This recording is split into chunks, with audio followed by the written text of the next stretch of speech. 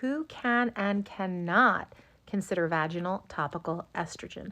Hi, I'm your local OBGYN. I love women, and I think we should talk about this because topical estrogen really has significant benefits for a lot of women, including adding moisture, adding back some strength and stretch to that tissue, making the area more comfortable, less likely to have infections, and more comfortable with intimacy. As with all lore around hormones, people get nervous when they are recommended to be adding something like estrogen to their system. So it's really a reasonable option for most women. I did say almost all women.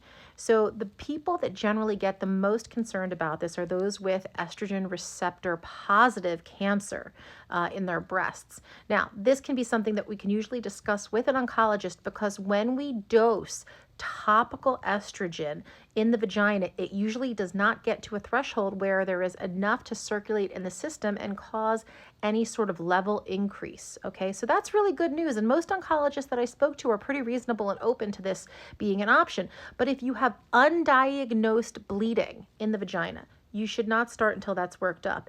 If you have some sort of undiagnosed mass on the outside or inside of your vagina, you should not be starting this until it's worked up.